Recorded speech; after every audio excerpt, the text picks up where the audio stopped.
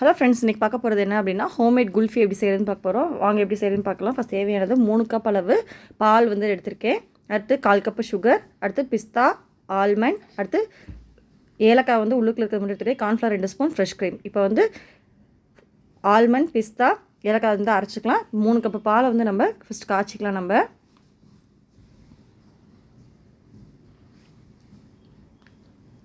லைட்டாக பாயில் ஆகும் போது சுகர் ஆட் பண்ணிக்கணும்.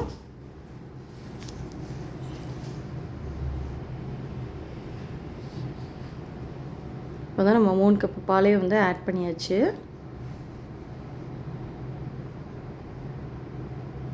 அடுத்து 2 ஸ்பூன் கார்ன்ஃப்ளவர் கொஞ்சமாக தண்ணி ஆட் பண்ணிட்டு மிக்ஸ் பண்ணிக்கிங்க. இப்போ வந்து நம்ம சுகர் ஆட் பண்ணிக்கலாம். சுகர் நல்லா மெல்ட் ஆகிற வரைக்கும் நல்லா விட்டுறணும்.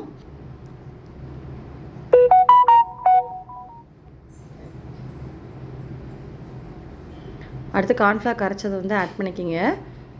மீடியம் ஃப்ளேம்லேயே வச்சு நல்லா மிக்ஸ் பண்ணி விடுங்க. கொஞ்சம் கொஞ்சமாக வந்து கெட்டியாகும். இப்போ வந்து நம்ம ஆல்மண்ட், பிஸ்தா, ஏலக்காய் வந்து அரைச்சிருக்கோம்ல, இப்போ அதை வந்து நம்ம ஆட் பண்ணிக்கலாம். நல்லா கலந்து விட்டுக்கணும். சிம்லேயே வந்து நல்லா இது பண்ணிங்கன்னா இப்போ கெட்டியாயிரும். இப்போ வந்து நம்ம மிக்சியில் வந்து இந்த நம்ம வந்து வேக வச்ச எல்லாத்தையும் ஆட் பண்ணிவிட்டு கொஞ்சமாக வந்து பிஸ்தா எசன்ஸ் ஆட் பண்ணிக்கிங்க. கொஞ்சமாக ஃப்ரெஷ் க்ரீம் ஆட் பண்ணிக்கிங்க.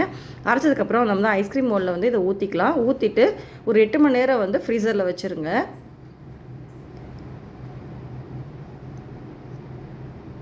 இப்போ ஃப்ரீசரில் வச்சு செட் ஆகிடுச்சு எனக்கு. 8 மணி நேரத்துக்கு அப்புறம் வந்து நான் எடுத்திருக்கேன். இப்போ ஃப்ரீசர்லேருந்து எடுத்ததுக்கப்புறம் கொஞ்சம் தண்ணி ஆட் பண்ணிவிட்டு அதில் வந்து ரிமூவ் பண்ணுறதுக்கு எடுத்துக்கோங்க. இப்போ அவ்வளோதான், சூப்பர் டேஸ்டியான ஹோம்மேட் குல்ஃபி ரெடி ஆயிடுச்சு. கண்டிப்பாக ட்ரை பண்ணி பார்த்துட்டு எப்படின்னு சொல்லுங்கள். தேங்க்யூ, பாய்.